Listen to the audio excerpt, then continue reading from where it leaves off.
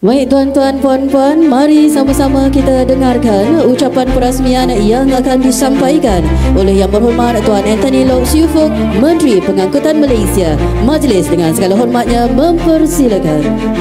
Yang Berhormat Saudara Chu Chong Sing Dun Mengkibo, Yang berbahagia Dato' Sri Azmi, Wakil daripada YTL, Saudara Lim, Pengurusi Persatuan Regenerasi Bandar Keluang, ahli-ahli yang berhormat yang hadir, wakil-wakil daripada agensi termasuk wakil KTMB, wakil RAC, wakil JPJ, wakil Majlis Pembandaran Keluang, PDRM, tuan-tuan dan puan-puan yang saya hormati, salam sejahtera, selamat pagi dan salam Malaysia Madani.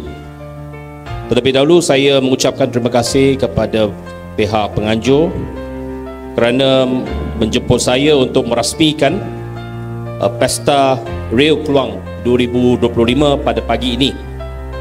Kita mengadakan pesta ini untuk memberikan nafas baru kepada Bandar Keluang ini, untuk menghidupkan semula semangat Bandar Keluang ini yang banyak berkaitan dengan sektor rel kereta api. Laman rel mahkota ini telah pun dirasmikan oleh Seri Paduka Baginda Yang di-Pertuan Agong pada bulan Ogos yang lalu. Nama tempat ini juga dinamakan sendiri khas oleh Yang di-Pertuan Agong Sultan Ibrahim.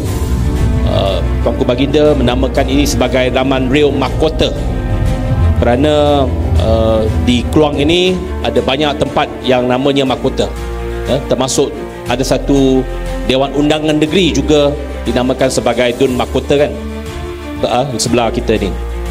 Jadi tempat ini sudah tentu adalah satu tempat yang sangat istimewa kerana dia membawa kepada satu inovasi dan juga kreativiti bagaimana kita mengubah ataupun regenerate satu tempat yang mungkin bukannya bertujuan untuk satu taman rekreasi kepada satu tempat yang ada nilai yang begitu besar sekali.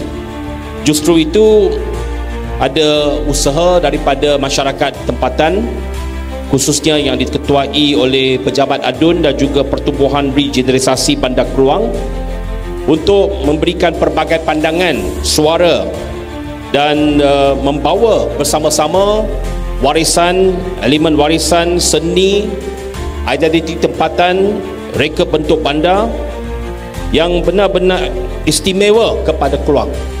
Dan hasilnya kita ada satu konsep Raman Rail Mahkota ini yang berkisar kepada satu taman rekreasi yang berasaskan ataupun berorientasikan kereta api ataupun rail. Ya, jadi ramai newlyweds ataupun pengantin baru datang sini untuk mengambil gambar pengantin mereka. Perkhidmatan ETS ini bukan saja sampai Keluang, malah akan sambung dan sampai ke destinasi akhir, iaitu Johor Bahru Central, bermula pertengahan bulan Disember nanti. Dari Johor Bahru sampai ke Padang Besar, fully double track from Johor Bahru all the way up to Padang Besar.